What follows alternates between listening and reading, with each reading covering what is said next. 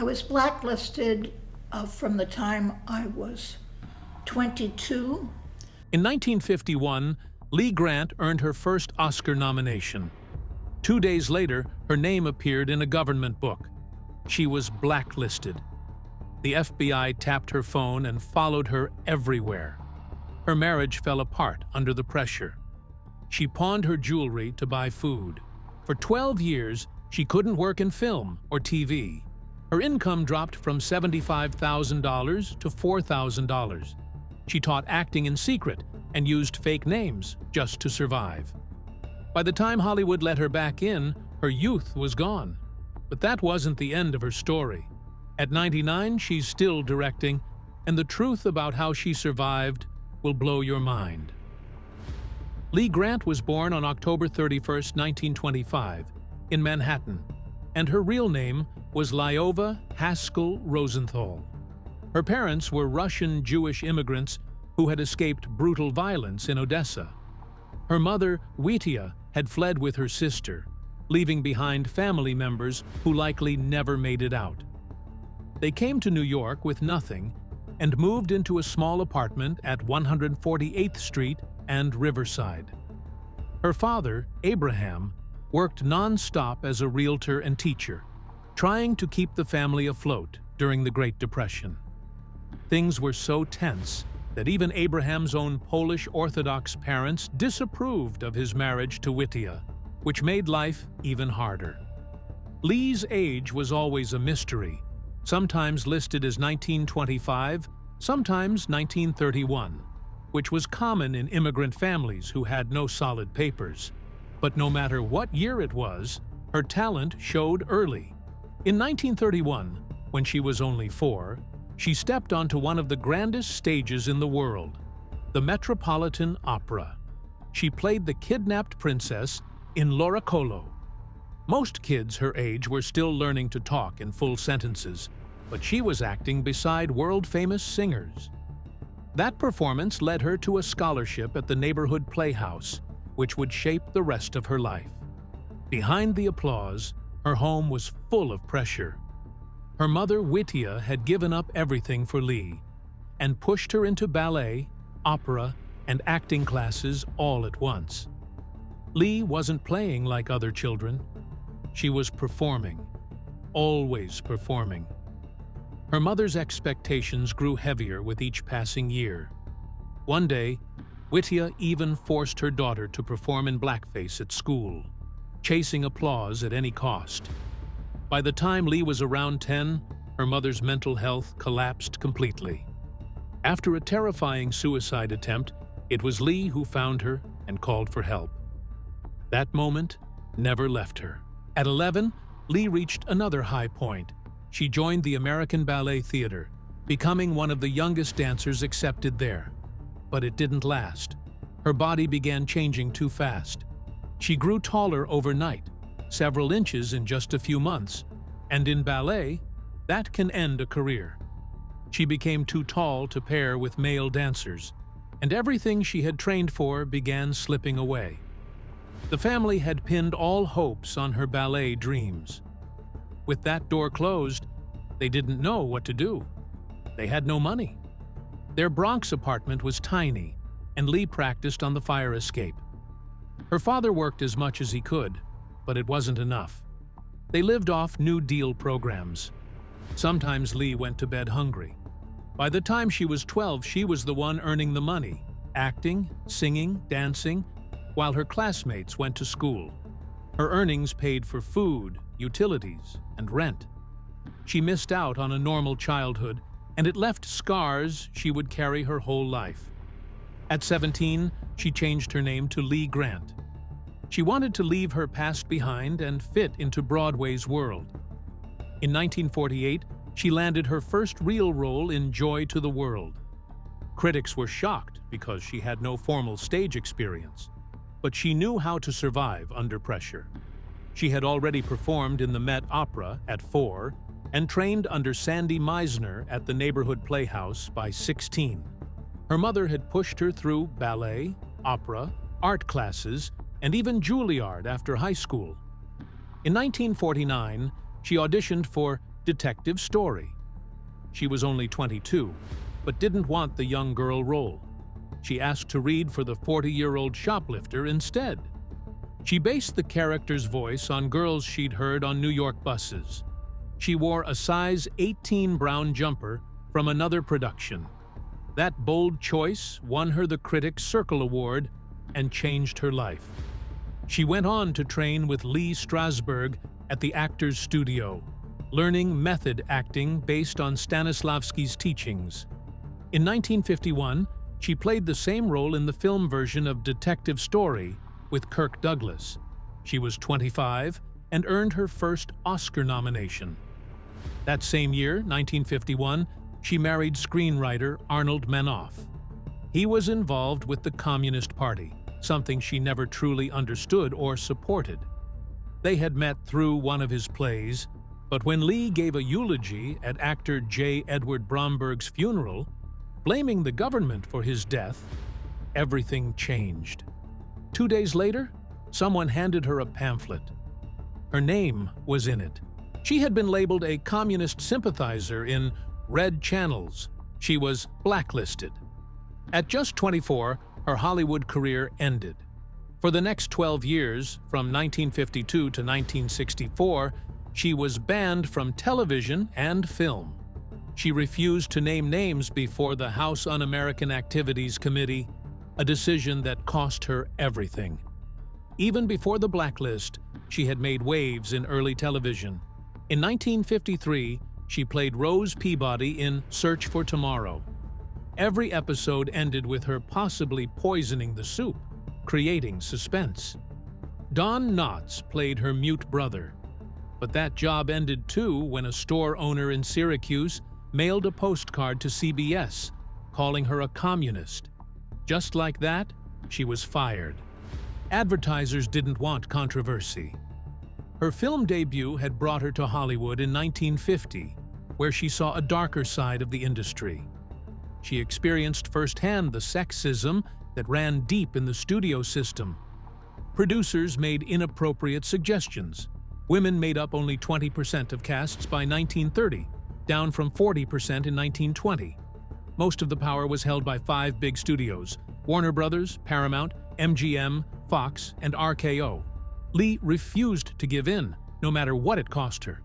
In 1952, she won Best Actress at the Cannes Film Festival for Detective Story. But that award was buried under the weight of the blacklist. Her name was still tarnished. She couldn't work. She couldn't speak out. All she could do was wait. In those years, she found work where she could. Small theater productions, under fake names. Her performances stayed strong. Critics still noticed her fire. Her early Broadway days were marked by raw, emotional improvisations. At 17, she had shocked everyone with an acting exercise that unleashed something wild inside her. That moment, that spark, stayed with her. She didn't settle for simple roles. She always picked the hard ones, the ones with layers, the ones that hurt. Even in the 1950s, when she returned to shows like The Goldbergs, she faced more problems. She got equal billing with male actors, but earned much less. The pay gap was real. And when the Red Scare hit, shows with ethnic or Jewish actors became too risky for networks. They pulled the plug on those shows to play it safe. In 1953, she joined Stalag 17 on Broadway. That play became known not just for the story, but for what happened behind the curtain. The director, Jose Ferrer, was tough. He clashed with actors. Lee, trained in method acting and full of her own ideas, pushed back. Their fights became part of Broadway gossip, but it showed something deeper. Lee Grant wasn't going to back down from anyone. Lee Grant was just 23 when everything fell apart. It was April 1951, and she had just earned her first Oscar nomination for her role in Detective Story with Kirk Douglas. Everyone in Hollywood thought she was about to become a huge star. But before she could even attend the ceremony, her name appeared in a government report that listed people suspected of being communists. The reason was her husband, Arnold Manoff. A director named Edward Dmytryk told the House Un-American Activities Committee that Manoff had been part of the Communist Party. Lee refused to speak against him. She said she didn't even know about his politics and that it had always caused problems in their marriage. But it didn't matter. Her name was now in a book called Red Channels, alongside 150 others. She was blacklisted, banned from movies and TV, just as her career was starting. The fallout came fast. She had been cast in A Streetcar Named Desire, one of the biggest plays of the decade. But overnight, the producers removed her. She didn't even have time to argue or say goodbye. Her studio contracts were canceled without warning. One day she was the next big thing, and the next she was untouchable. People stopped calling. Projects disappeared. Kirk Douglas later said she had one of the biggest futures in Hollywood, and it was stolen from her. She was erased, and it all happened in a matter of days. The FBI started watching her. They tapped her phone. They sent people to follow her and listen to her conversations. Even when she was at home with her daughter Dinah, she felt like someone was always listening. Her marriage started falling apart. The pressure from the surveillance made everything feel unsafe. She couldn't trust anyone. She said it felt like dancing on the head of a pin, trying to live while constantly being watched. The fear and tension never left. By 1953, things got worse. Both she and Arnold were completely blacklisted. They had no income. Manoff had to write under a fake name, Joel Carpenter. And even then, he made very little. He wrote for shows like You Are There, Naked City, and The Defenders. Lee pawned her jewelry just to buy food for Dinah. They lived in a small building with other blacklisted families, trying to support each other. Lee took small acting jobs under fake names and taught acting lessons for cash. She made just enough to get by, but it was nothing compared to her old film income. Her entire prime was gone. She called it her ingenue years, the years when she should have been a rising star. And they were spent in poverty. The stress hit her brain. After her interview with the House Un-American Activities Committee, she developed memory problems.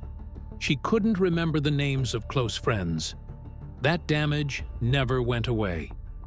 Even decades later, she still struggled with it. She later said, writing her memoir, I Said Yes to Everything, forced her to finally look at the pain.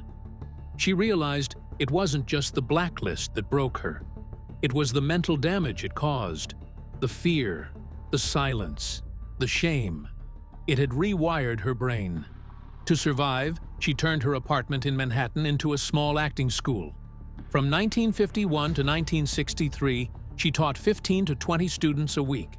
She charged $25 a session. Her first student was Sandy Dennis, who later won an Oscar. Lee told her students everything about casting couches, corrupt executives, and how the blacklist destroyed people. Her honesty made the class legendary. She earned around $300 to $400 a month, barely enough to care for Dinah. But it kept them alive. Eventually, she was invited to join HB's studio, where big names like Maureen Stapleton also studied. Her marriage to Arnold Manoff finally collapsed in 1960.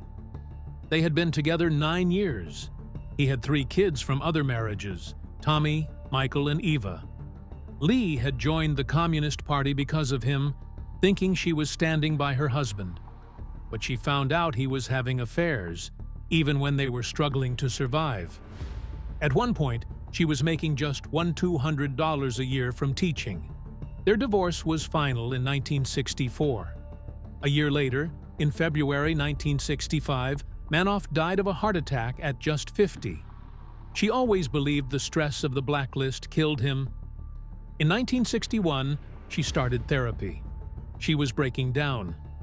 Her sessions cost $45, 3 times a week, almost half her income. Over 18 months, She paid about $3,000, but she learned why she always said yes to powerful men. Her parents were immigrants. Her father was emotionally absent. She had always chased approval. Therapy helped her face her pain and separate her past from her present. It also planted the seed for her future work in documentaries on mental health. Even during the worst years, she didn't give up performing. From 1951 to 1964, she acted on stage. Actors' Equity protected blacklisted performers. She earned $55 a week, doing shows like Arms and the Man, Wedding Breakfast, and A Hole in the Head. She performed 6 nights a week, sometimes more. In 1965, she won an Obie Award for her role in The Maids. She also worked at the Actors Studio, where she learned directing. Her theater friends helped each other survive.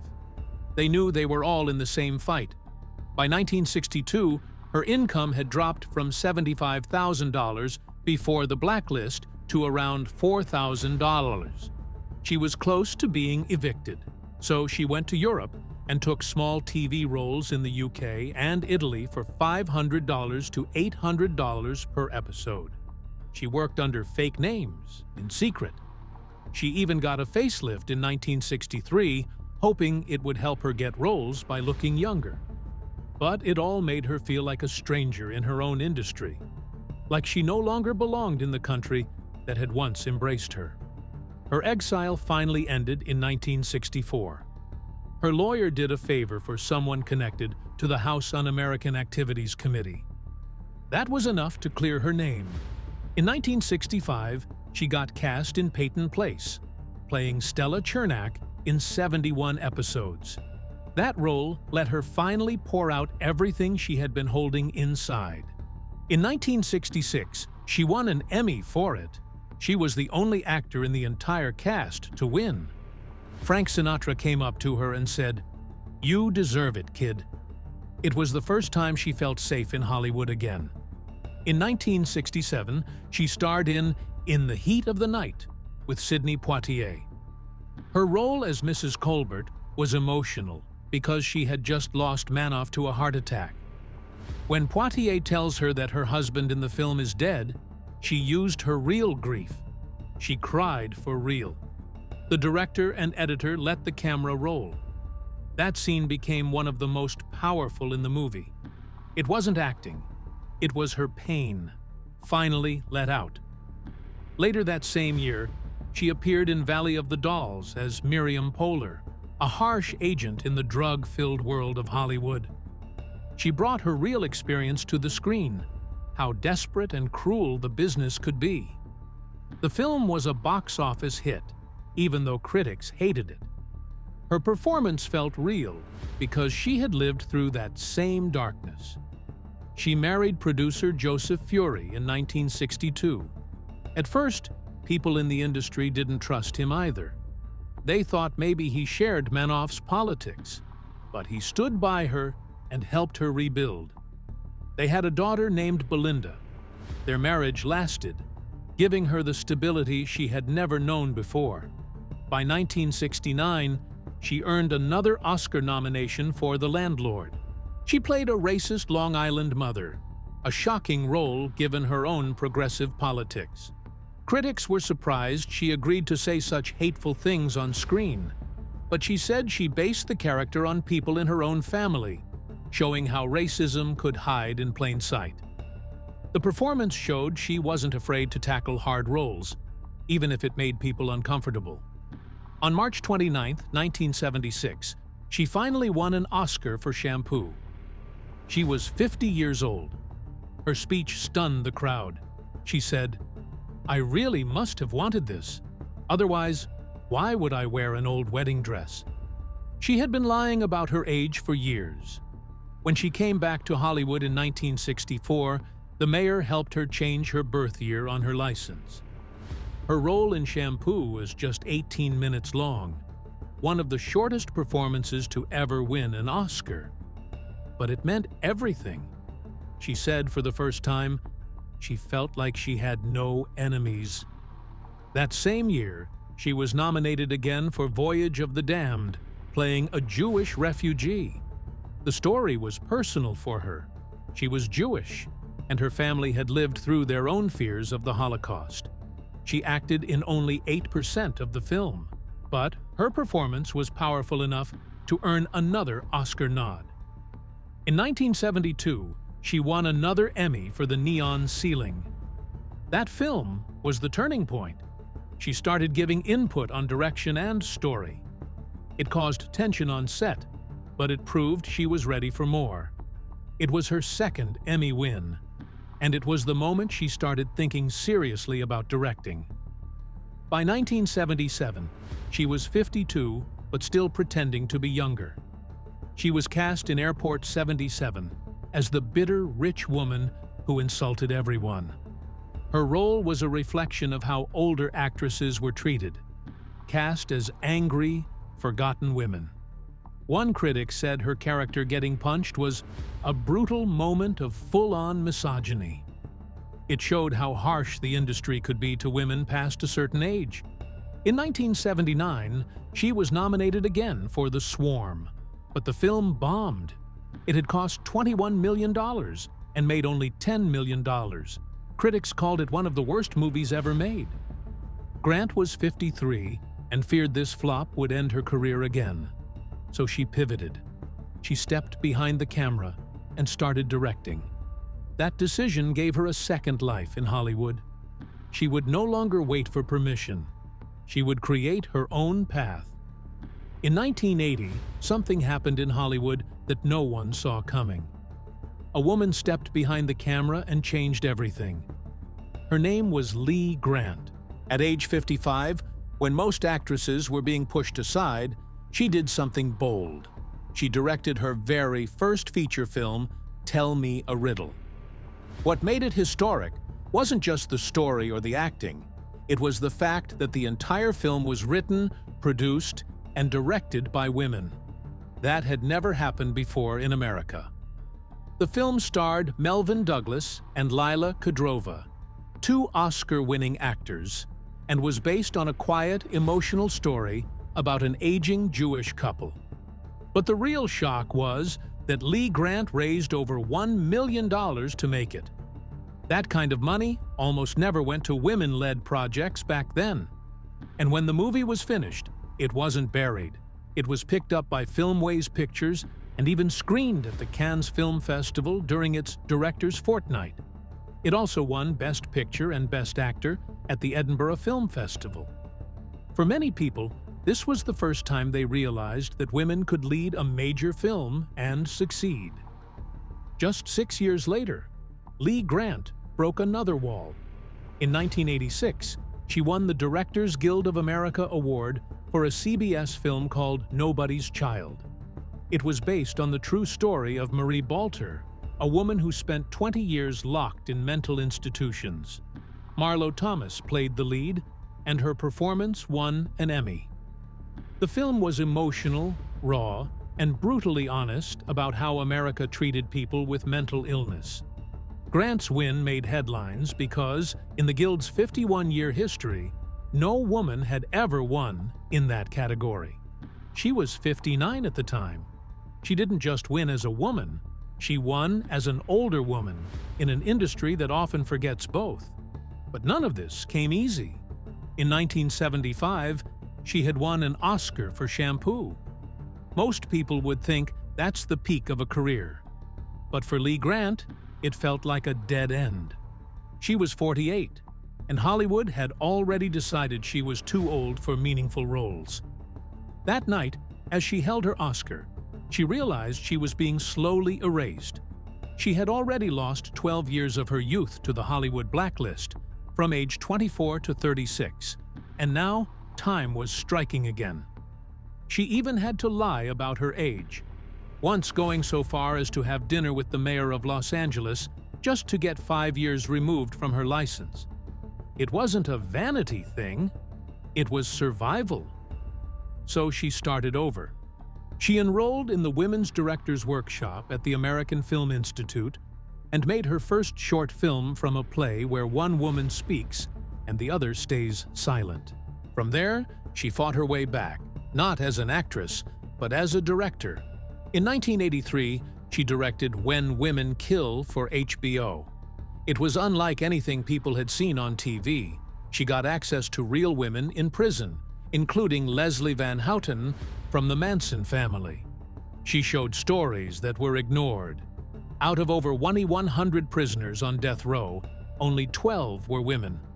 She exposed how many of them had been abused for years before snapping. The film didn't try to excuse their crimes, but it made people see them as human. Then, in 1985, she did something even riskier. She directed What Sex Am I?, a documentary about transgender people. This was during the Reagan era, when even saying the word transgender on TV could get you hate mail. But Lee Grant did it anyway. She traveled across the country, California, Texas, New York, filming real people trying to live their truth. One review said her film felt like it belonged in the 21st century, not the 1980s. Another called it brutally candid. 5 years before Paris is Burning, Lee Grant had already opened the door. In 1986, she made Down and Out in America, another HBO film. This one tackled poverty under Reagan's policies. She showed farmers losing hundreds of farms each week in Minnesota. She filmed factory workers whose jobs were being shipped overseas, 3,000 at a time. She even received death threats. But the Academy noticed. The film tied for Best Documentary Feature at the Oscars. It became HBO's first Oscar win. And with that, she became the only Oscar-winning actor to also win an Oscar for directing a documentary. No one else has done that, even now. Her television work was just as powerful. She had already won an Emmy in 1966 for Peyton Place, and another in 1971 for The Neon Ceiling. That second one was about a suburban mother who walks out on her life. It wasn't the kind of story TV usually told. She kept getting nominated for Emmys through the 1980s and 1990s, including for her directing work. She wasn't just making good TV, she was showing what TV could be. In 1989, she directed Battered, a documentary about domestic violence. She interviewed both victims and abusers. She didn't sugarcoat anything. The film was used in classrooms, in trainings, and by lawmakers. People magazine said it proved she was one heck of a filmmaker. In 1990, both the New York City Council and LA County officially thanked her for her work. And in 1989, Women in Film gave her their very first Lifetime Achievement Award. But her most shocking moment came in 2023. During an interview, she casually revealed that she was 97 and a half years old, born in 1925. For decades, she had told people she was younger. Even Wikipedia and IMDb had it wrong. She said the reporter didn't even react enough, so she had to remind them to act surprised. The truth was, she had started lying about her age when she came off the blacklist in 1964. She was 39 then, but claimed to be in her early 30s. She lied to agents, casting directors, even friends. She once said she had to coach people around her to keep the lie going. It wasn't about vanity. It was about getting work. Studies later showed that women over 50 get 78% fewer roles than men their age. Her 2014 memoir, I Said Yes to Everything, told the full story of how she survived the blacklist from 1952 to 1964. She refused to testify against her husband before the House Un-American Activities Committee, and for that, she was banned. No film roles, no TV. She worked in theater, took teaching jobs, and her husband wrote scripts under fake names. She said the trauma was so deep that she couldn't remember people's names afterward. It was like her brain blocked things out to survive. But she kept going. She said surviving in that time was like dancing on the head of a pin. As of 2025, she's 99 years old, still sharp, still active. Turner Classic Movies is already planning a big tribute for her 100th birthday on October 31st. She started on Broadway in 1951. That was 74 years ago. Today, she still posts on social media, rocking her signature gray hair and red lipstick, and she still holds the title of Hollywood's oldest living director.